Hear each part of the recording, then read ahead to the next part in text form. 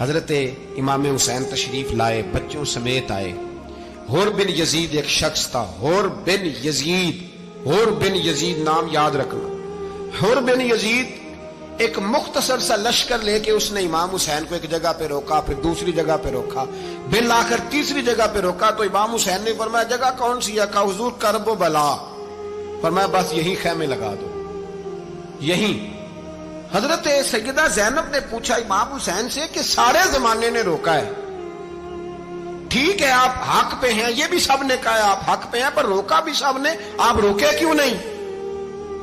تو ابن کثیر اور ابن اسیر لکھتے ہیں کہ امام حسین رو پڑے، کہنے لگے بہن میں رک جاتا پر میں نے رات کو نانا مصطفیٰ کو خواب میں دیکھا ہے۔ تو حضور نے فرمایا حسین اگر آج یہ رواج پڑ گیا نا یزید جیسے لوگوں کا تو قیامت تک پڑا رہے گا، پھر لوگ کہیں گے کوئی نکلا نہیں تھا تو ہمیں بھی نکلنا، پھر لوگ ظالموں کے سامنے گردنیں جھکانے کے عادی ہو جائیں۔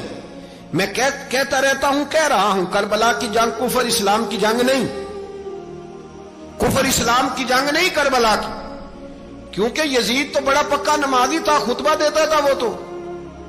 جب امام حسین رضی اللہ تعالیٰ عنہ نے کربلا کے میدان میں جمعے کا دن تھا تو یزید کے سامنے کو بات کرنی شروع کی عمر بن سعد کے سامنے، تو عمر بن سعد کہنے لگا حسین زیادہ باتیں نہ کر، ہمارا جمعہ لیٹ ہو رہا ہے، جنگ کے لیے تیار ہو، فٹافٹ آ۔ اہل بیت نبوت کو قتل کریں گے اور قتل کے بعد پھر نماز پڑھیں گے اور پھر کہیں گے اللہم صلی علی محمد وعلی آل محمد، اسی نماز میں پھر درود بھی پڑھیں گے۔ یہ کیسا مرتبہ ہے، کیسا انداز ہے، دوستی قاتل سے بھی مقتول سے یارانہ بھی۔ حور بن یزید امام حسین سے کہنے لگا مجھے حکم ہے آپ کو روکنے کا، آپ آگے نہیں جا سکتے۔ امام صاحب نے فرمایا وجہ؟ زمین اللہ کی ہے۔ اس نے کہا آپ بیعت نہیں کر رہے، یزید کی حالات آپ کے حق میں درست نہیں ہیں، آپ نہیں جائیں گے۔ امام روک گئے۔ ظہر کی نماز کا وقت ہوا تو حضرت علی اکبر امام حسین کے بڑے صاحبزادے انہوں نے اذان ظہر پڑھی تو حور بن یزید کے لشکر نے امام حسین کے پیچھے نماز ادا کی۔ کہا بھئی تم مقابلے میں آئے ہو، نماز پیچھے پڑھتے ہو؟ کہا حضور مقابلہ تو تلواروں سے کر رہے ہیں پر ہمارا دل تو مانتا ہے نا کہ مصطفیٰ کا نواسہ بڑی شان والا ہے۔ حور بن یزید نے 3 نمازیں لشکر سمیت امام حسین کے پیچھے پڑھی ہیں، 3 نمازیں، ظہر اثر اور مغرب۔ پھر امام حسین کے سامنے شرائط پیش کی کہ آپ کو یہاں گھیر لیا گیا ہے، یہاں آپ بیعت کریں گے، یہاں آپ جنگ کریں گے، 2 ہی باتیں۔ امام حسین نے فرمایا نہیں بھائی بیعت تو میں نہیں کرتا، اس کے علاوہ تم جو کہتے ہو میں کرنے کو تیار ہوں۔ اس نے خط لکھا، عبید اللہ ابن زیاد کو ایک بندہ دوڑایا پیچھے، کوفے چند میل پہ کوفہ تھا، کہا وہ نہیں مان رہے، کیا کرنا ہے؟ تو حسین ابن علی ہے، میں زیادہ دیر انہیں روک بھی نہیں سکتا۔ انہوں نے پیغام دیا حور بن یزید کو کہ کرنا کچھ بھی نہیں، ان کا پانی بند کر دو، بلیک میل کرو، کھانا پانی نہیں ملے گا، چھوٹے چھوٹے بچے ہیں، خود ہی مان جائیں گے۔ حضرت امام علی مقام کے بارے میں حور کے پاس جب یہ پیغام آیا تو حور کہنے لگا میری طبیعت نہیں مانتی حسین پر پانی بند کروں، دل نہیں مانتا۔ جب یہ لفظ کہے نا دوبارہ تو پھر عبید اللہ ابن زیاد نے عمر بن سعد کو 10,000 آدمی دے کے بھیجا، کہا حور بن یزید لچک دکھا رہا ہے حسین کے حق میں۔ ایک رے کا علاقہ تھا، بڑی وہاں فصل ہوتی تھی، لوگ کوشش کرتے تھے وہاں کا گورنر بننے کی، کوشش کرتے تھے۔ تو عبید اللہ ابن زیاد کہنے لگا تمہیں رے کی گورنری ملے گی، سب سے سرسبز و شاداب علاقہ، تمہیں وہاں کا گورنر بنایا جائے گا اگر حسین کے خلاف لڑو گے۔ یہ اتنی زبردست ہوتی ہیں گورنریاں کہ گورنریوں کے لیے لوگ نسل رسول کے خلاف بھی نکل آتے ہیں، یہ اتنی تگڑی ہوتی ہیں، اتنی جلدی وفاداریاں بدلتی ہیں۔ امام حسین کو روک لیا گیا، عمر بن سعد نے روک لیا۔ 1 محرم کو امام آئے، 7 محرم تا روکا گیا، 7 محرم کو پانی بند کر دیا۔ جانور پانی پیتے تھے، گھوڑے پیتے تھے، کتے پیتے تھے، لیکن مصطفیٰ کے گھرانے کو پانی پینے کی اجازت، 3 دن تک پانی بند رہا۔ 9 محرم کو عمر بن سعد نے اور لوگ بلائے۔ شمر ایک بڑا سخت آدمی تھا، سنگ دل بدبخت، جس نے حضرت علی اصغر کے گلے پر تیر مارا تھا، وہ اور لشکر لے کے آیا۔ رات کو کہنے لگا امام حسین رضی اللہ تعالیٰ عنہ سے کہ بس بڑا ہو گیا، یہ 9-10 محرم کی درمیانی رات، یا آپ جنگ کریں گے یا آپ بیعت کریں گے، 2 ہی باتیں۔ امام حسین اندر گئے، سیدہ زینب سے مشورہ کیا، باہر آئے، فرمایا بات وہی ہے جو پہلے دن والی ہے۔ او بھائی بچے ساتھ ہو، सहरा का इलाका हो, तपती हुई रेत हो, इतने कठिन और सख्त हालात, चारों जानब मौत ही मौत, दूर दूर तक अपनों का नामो निशान कोई नहीं, और अकेले फैसला करने वाले इमाम हुसैन, बाकी सारे बच्चे हैं या औरतें, सारे बड़े अकेले। इमाम हुसैन रज़ी अल्लाह ताला अन्हु ने फरमाया, भाई बैत तो मैं नहीं करता, बाकी जो तुम्हारा प्रोग्राम है। शिमर और इब्ने साद कहने लगे फिर जंग के लिए तैयार हो जाएं। क्या अंदाज है इमाम हुसैन का। फरमाने लगे कल जंग करूंगा, मुझे पता तो है जंग का नतीजा क्या निकलना है, एक रात मुझे दे दो ताकि मैं खुल के अपने रब की इबादत तो कर लूं। हुसैन ने जाना है, मुझे पता है कल रिजल्ट 72 और 22,000 का क्या एक रात मुझे दो, मैं मालिक से राज न्याज तो करूं, मैं गोया उससे पूछूं तो सही कि मालिक मेरे वालिद भी शहीद हैं, भाई भी शहीद हैं, नाना को भी दुखों में देखा है, तो अब मेरी बारी है, तो मालिक मैं हाजिर हूं, मुझे मौका तो दो, इसलिए कि मेरे नाना ने बदर में भी सारी रात इबादत की थी, सुबह मुझे मौका दो। और दुनिया का उसूल है जब कोई मौका मांगता है तो दिया जाता है। ये दोनों कहने लगे कोई मौका नहीं। हुर बिन यजीद पीछे से बोला, कहने लगा नहीं, बदतमीजी ना करो, हुसैन को मौका दो, तुम्हें देना पड़ेगा। मौका दिया। हुर बिन यजीद ने फिर मिन्नत की, कहा हुजूर आप मेहरबानी करें मान जाएं। फरमाया मानने वाला खाता कोई नहीं। फरमाया मानने वाला खाता, बोलिए मानने वाला खाता, ये बड़ा मुश्किल काम है भाई। जमीर का सौदा अब तो आम हो गया, बाजार लगते हैं, रेट लगते हैं, अपनी अपनी चाहतों पे लोगों ने अपने अपने अंदाज सजाए हुए। कोई आदमी बस अच्छे तरीके से नाम ले ले तो बस हम उसके पीछे चल जाते हैं। अब तो आम हो गया ये मामला। इमाम हुसैन ने फरमाया हो ही नहीं सकता, मुमकिन ही नहीं है। सारी रात इबादत में गुजरी, रियाजत में गुजरी। तहज्जुद का वक्त हुआ तो घर वालों को बुलाया, फरमाया देखना तुम्हारी सी की आवाज ना बाहर आए, खबरदार सी की आवाज ना आए। और इमाम ज़ैनुल आबिदीन से फरमाया तू बीमार है, तू जिहाद नहीं करेगा, लेकिन ख्याल रखना पीछे। और बड़ी कीमती बात बता रहा हूं, हमारी बीवियां किसी के घर मैयत हो जाए तो 4 दिन बुखार नहीं उतरता।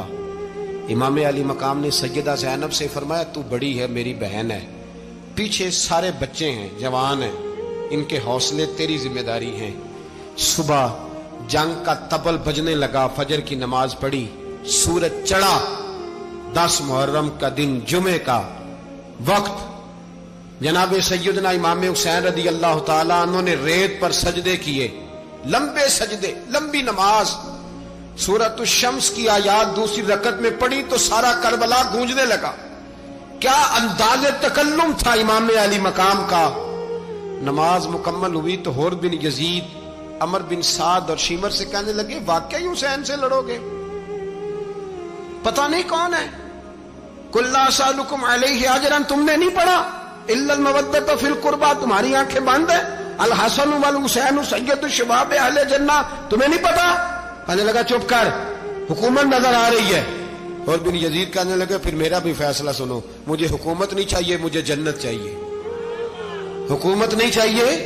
इमाम हुसैन की पहली फतह देखें, और बिन यजीद एड़ी लगा के ना यजीद के लश्कर से निकल के इमाम हुसैन के लश्कर में शामिल हो गया। और पहला शख्स जिसने इमाम हुसैन को रोका, इमाम हुसैन के नाम पर पहला सर भी इसी शख्स ने कटाया है। लेकिन यजीद की कब्र पे लानत भी कोई नहीं बरसाता, उसका महल था बहुत बड़ा। लेकिन जब लोग करबला में इमाम हुसैन को सलाम करने जाते हैं तो कदमों में हुर बिन यजीद का मजार भी बना हुआ है, उसको भी सलामी दी जाती है। और अब हम अकेला हुर बिन यजीद नहीं कहते, हम कहते हैं हुर बिन यजीद रदी अल्लाह ताला। अब हम इतनी ताजीम करते हैं उस हुर की। जनाबे इमाम हुसैन को मैदान में खड़ा किया गया, जिहाद का तबल बजा, पहले खुद्दाम आए। और सुन लो, आज वो पता नहीं बाजारी से लोग चढ़ गए स्टेजों पे, बाजारी से, ना चेहरे पे दाढ़ी है, ना सर पे कोई कपड़ा है, बाजारी लोग हैं, भाग रहे हैं, बाजू चढ़ाए हुए हैं, बटन खोले हुए हैं, तमाशा बना दिया। सुनने वालों का भी अल्लाह ही हाफिज है। वो स्टेज पे ये अहले बैत की शान बयान करता है, भाग के उधर जाता है, ये कोई तरीका है। सुनने वालों का भी अजीब अंदाज है, हर बंदे को सुनने बैठ जाते हैं। दीन मुहज्जब है, तहजीब वाला है, दलाइल रखता है, दीन वकार रखता है, ऐसे लोग अब दीन बयान करेंगे। हजरत सैयदना इमाम हुसैन रज़ी अल्लाह ताला अन्हु सुबह जब जिहाद का वक्त आया, पता है कौन कौन थे करबला में? امام حسین کے ساتھ امام حسین کے 4 بھائی تھے کربلا میں. کتنے؟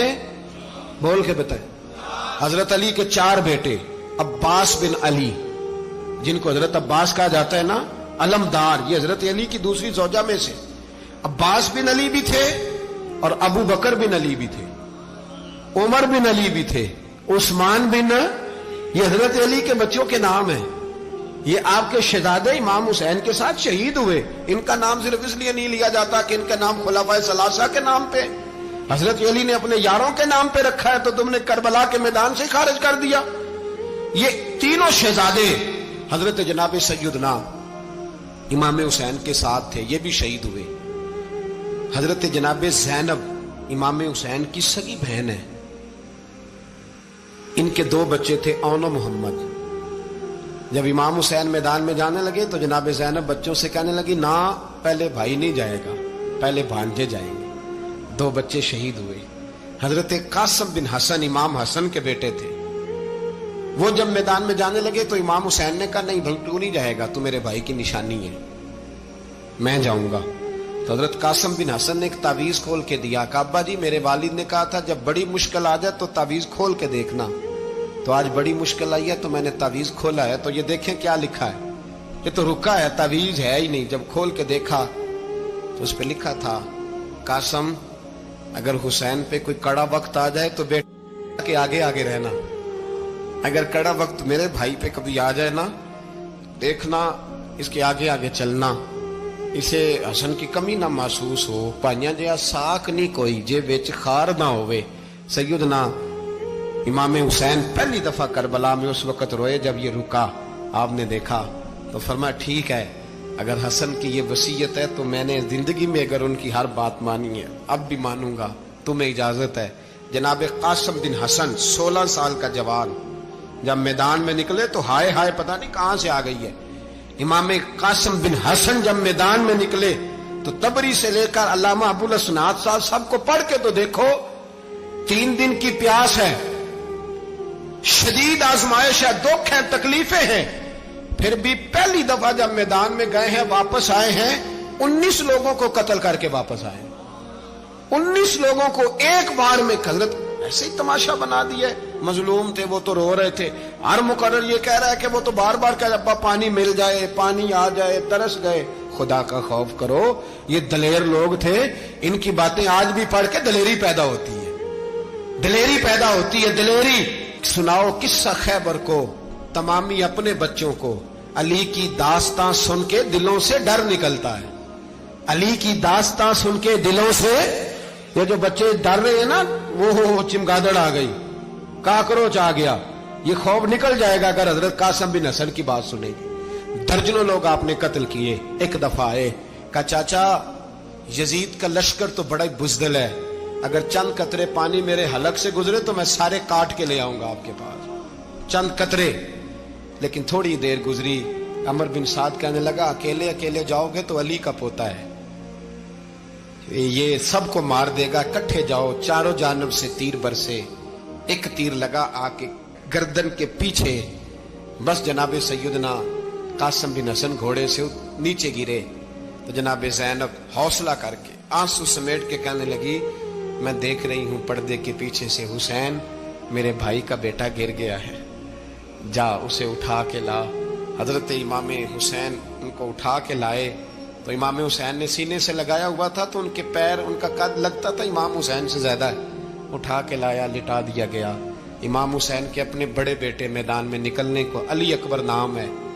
جب جن لوگوں نے حضور کو نہیں دیکھا تھا وہ جب کہتے نا ہم نے نبی پاک کا دیدار نہیں کیا تو بتاؤ کس طرح کے تھے، تو بتایا جاتا تھا کہ جناب علی اکبر کا دیدار کرو، ہم شبیہ مصطفیٰ. اور جب وہ گلیوں میں نکلتے تھے تو عورتیں چھتوں پہ چڑھ جاتی تھیں. جناب علی اکبر رضی اللہ تعالیٰ عنہ تلوار لے کے میدان میں نکلے، جوان بیٹے دینے بڑے مشکل. او یارو رٹا کیا ہے یہ تو بتاؤ، کہ ظالم آدمی حکمران ہے یار، یہ رٹا ہے، ایک ظالم کا رستہ روکنا ہے. اس رٹے کے لیے ہم شبیہ مصطفیٰ جناب سیدنا امام علی اکبر میدان میں نکلے، بڑے لوگ مارے، بڑے. پھر ایک تیر ان کے بھی گلے میں لگا اور جب وہ گرے نا زمین پہ تو حضرت इमाम हुसैन दौड़ के आए, दौड़ के, और जब तशरीफ लाए तो उनके गले से तीर खींचा तो एक जुमला लिखा है साहिब तबरी ने, उसने हद कर दी। कहने लगे तीर खींचा तो इमाम हुसैन की आंखों में आंसू आए। कहने लगे काश जनाब इब्राहिम आज मेरे सामने होते तो मैं उन्हें कहता कि आपने तो बेटा ज़िबा करते वक्त आंखों पे पट्टी बांधी थी, देखो मैं खुली आंखों से बच्चे ज़िबा कर रहा, खुली आंखों। काश जनाब इब्राहिम खलील होते तो उन्हें कहता।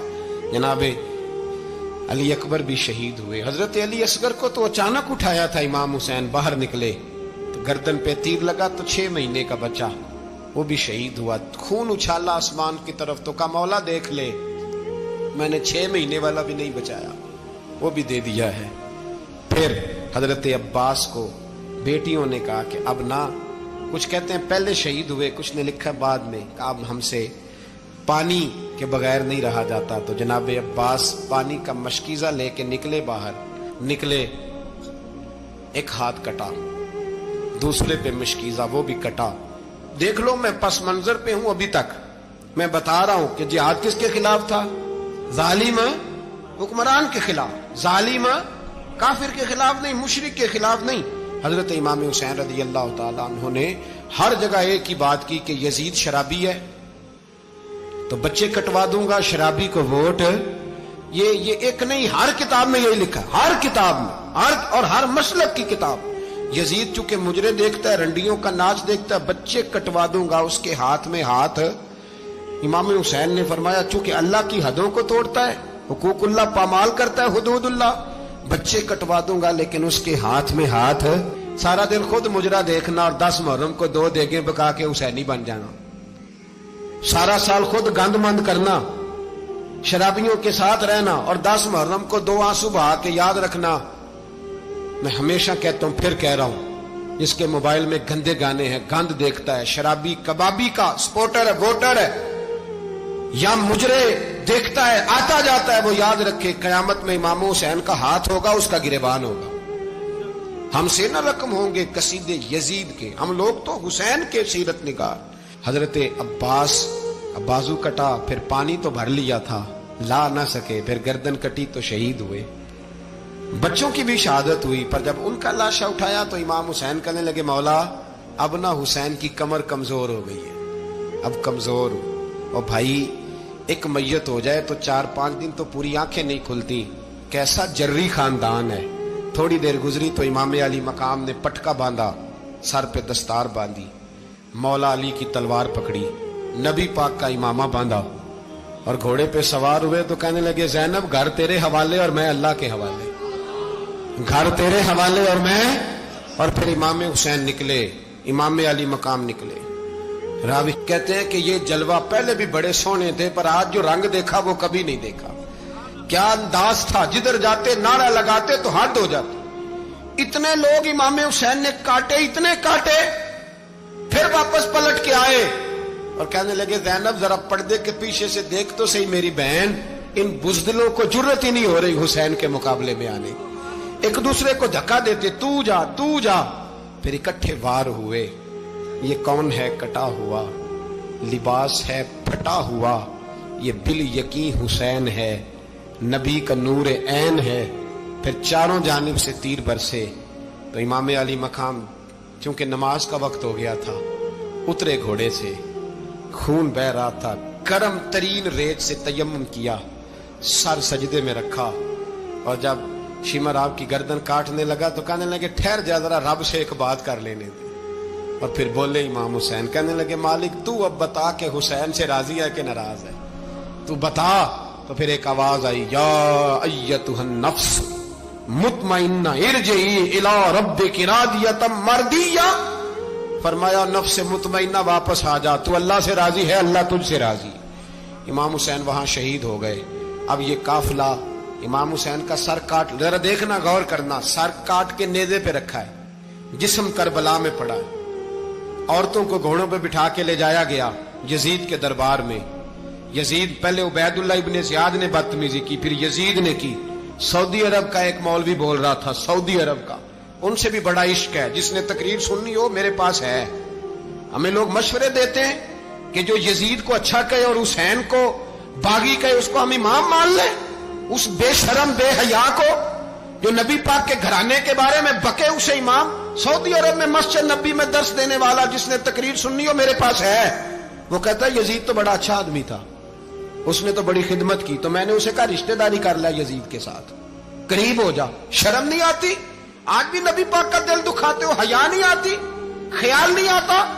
اور لوگ گھر میں بیٹھ کے باتیں کرتے ہیں، کہتے ہیں جی جو بیت اللہ میں ہو وہ بھی برا ہو سکتا ہے۔ بیت اللہ میں تو 360 بت بھی تھے، وہ اچھے تھے۔ مدینے میں تو 360 منافق بھی رہے، پوری سورہ منافقون نازل ہوئی، وہ اچھے تھے۔ عجیب تماشا بنا دیا لوگوں نے مذہب کا۔ کہتا ہے یزید نے تو بڑی خدمت، تو عبید اللہ ابن زیاد نے قتل کیا۔ بے شرمو، اگر عبید اللہ ابن زیاد نے بھی قتل کیا تھا تو حکومت کس کی تھی؟ تو پھر یزید نے عبید اللہ ابن زیاد کو سزا کیوں نہیں دی؟ بلکہ ایک جگہ 2 گورنریاں دی اس کو، یہ حال کیا۔